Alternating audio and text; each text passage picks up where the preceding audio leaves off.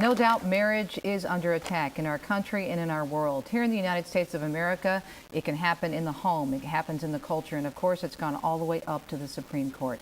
So what do we do to change that and to re-educate our culture and especially our church about the beauty of the sacrament of marriage and what it represents in terms of who we are, the dignity of the human person, and our relationship to the triune God? Welcome once again to the Catholic View for Women. I'm Teresa Tomeo, along with my wonderful co-host Astrid Bennett Gutierrez and Janet Morana. And our topic for this very important program is Beloved, Finding Happiness in Marriage. Now, the title really has kind of a dual meaning. We're going to get into this beautiful, absolutely phenomenal series, which I'm proud to be a part of, produced by the Augustine Institute, the latest in their Symbolon program, and it's Beloved, Happiness in Marriage, Finding Happiness in Marriage. But really, this message of finding happiness in marriage has to be given from the Catholic perspective because our world has it twisted. Marriage to people now is anything. You know, two people of any sex, three people of any sex, it doesn't matter. It's just out there, and they're trying to redefine it. They never can, but the world tries to redefine it. But the idea of happiness in marriage is all about, from a worldly perspective, feelings and emotions and a quid pro quo. What are you going to do for me?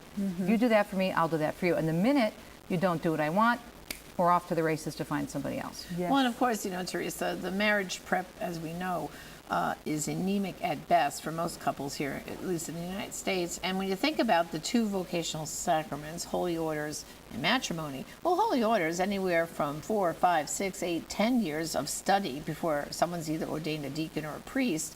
For marriage, a Saturday, a weekend, maybe followed by an NFP class, and that's it. And this is the future of the church. This is the whole nucleus of the future church. Children will be raised up, from which you'll get your future priests. Well, how are you prepared to enter into this sacrament? I mean, that's what happened to us. We didn't have much preparation. No. We had 2 meetings with our parish priest, and that was mainly really details about the wedding and who was going to do what and read what and picking the readings for the Mass. And then we had maybe 2 or 3 meetings with a couple and took some sort of a multiple choice test, and that was it. And then they send you off. And this is a sacrament. Marriage is one of the 7 sacraments. And so you see all the suffering and all the weak marriages and the broken marriages, a lack of understanding of the transcendence of this gift. It's a gift. And like in my own life, growing up, seeing my parents poorly catechized, all the suffering, the lack of support, lack of understanding, and children, you know, we grow up with this environment. We don't see marriage as a gift. We see the suffering, we see the broken marriages. So this series, it really is hope for marriage. And Venerable Fulton Sheen, I'm paraphrasing, said something like, you know, the world is trying to destroy the blueprints, destroy the photographs, you know, of who we really are, of what the faith really teaches. And thank God the Catholic Church has kept the negatives. So you have a great quote from Cardinal Burke that you have reminded us of. Can you give that quote? Of course. The greatest power against the evils of the world is the love of a man and a woman in marriage. Wow. That's beautiful. Wow. Beautiful. And what it represents. Yes. Well, like you were referring to, Teresa, I can remember for my own wedding, the focus was on the wedding, meaning the party, honeymoon, right. the dress, where are you going on your honeymoon, what are the flowers going to be, your bridesmaids, the ushers, all these, the food at the party, you know, picking out the menu. And that's true today. So many couples are, from the moment of that engagement, you're off to the races.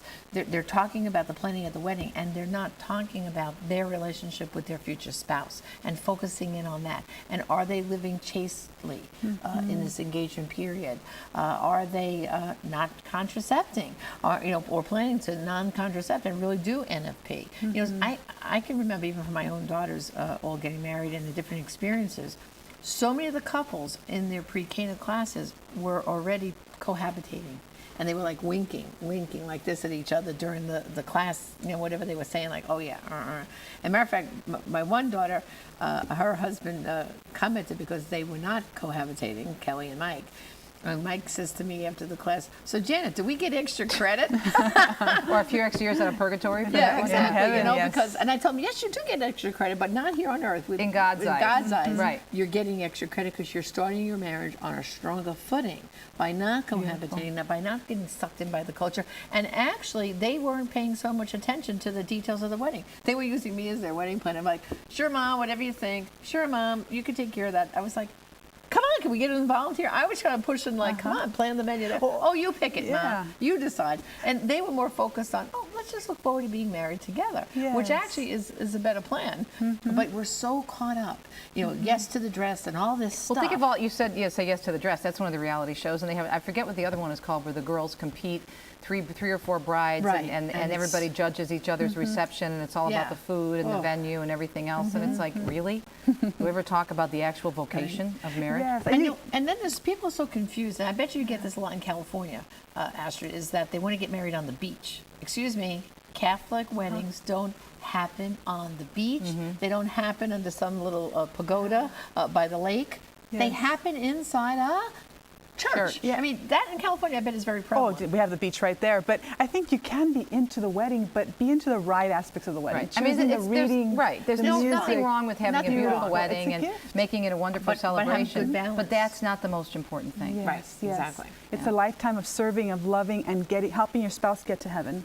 And I think also respecting the venue. My husband and I were in an engaged couples program at our parish before Dominic became a deacon, and it was really interesting. There were some couples that were like Kelly and Mike that were very reverent and understood what they were getting into, and there were others that just wanted the church as a backdrop, and they Right. felt it was their right, even though they haven't been to church in so long or their parents weren't in church in so long. This is their backdrop. They wanted the church.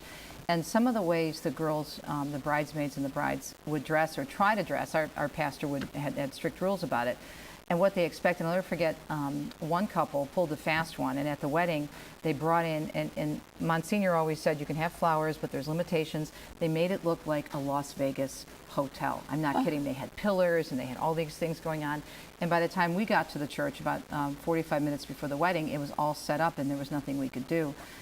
But having respect for the venue, but that comes from a lack of catechesis and not right. understanding what the Catholic wedding is and what it represents. That's right. Yeah. I mean, I really think, and I like to see that more and more dioceses are kind of putting their foot down, that from the time you get engaged, they won't book your wedding till a year later. Right. It used to be sometimes where you could 6 months later you could book your wedding, but more and more of them are spacing it out. I know in the Diocese of Metuchen where I live, it has to be a year. You cannot don't even go to the cathedral at St. Francis, my parish, and ask for a wedding 6 months or 7 months from now. Sorry, 1 year of spacing out, of preparing, of going for the pre-Cana training and the classes, and then you can get married. Yes. And of course, it's meeting with the priest.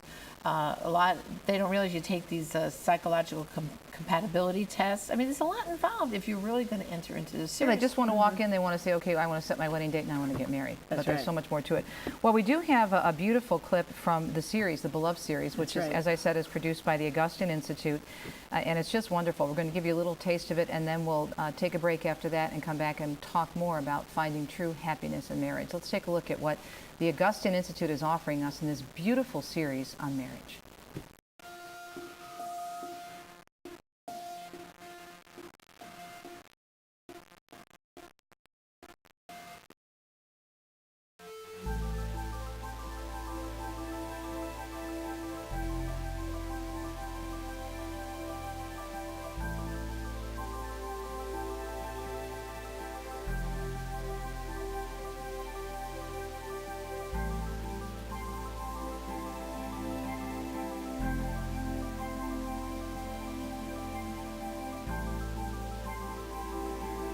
I know there's coffee people out there where that's the first thing they have as soon as they wake up. It gets them out of bed, right? It gets them through the day. But for me, I love a wonderful cup of hot chocolate, right? Whipped cream on the top, chocolate shavings. It's what I have every morning is melted chocolate and milk. That's just me. But I love it. It's something that actually makes me pretty excited in the morning to get out of bed. But I use the word love a lot. And I think today in our culture, we tend to do that. I love my hot chocolate. I love this great pair of shoes that I own. I love my baseball team. There's a lot of things I love.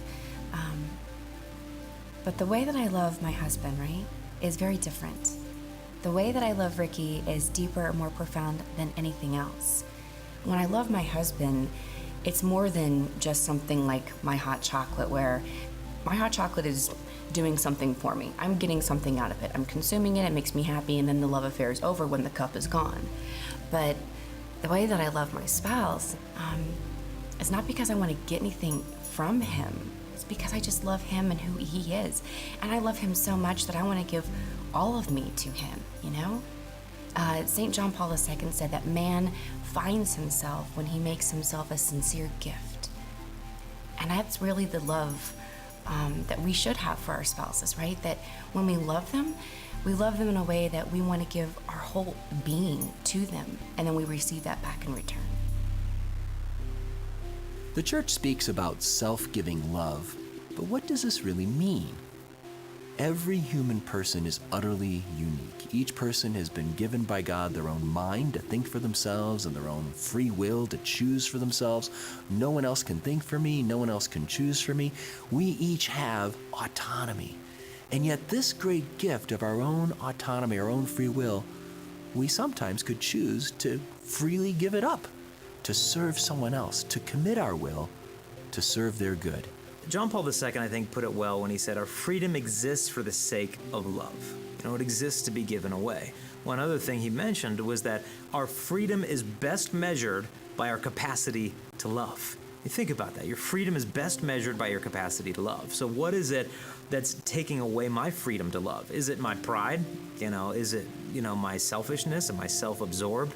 Is it my lust? Is it anger? Is it impatience?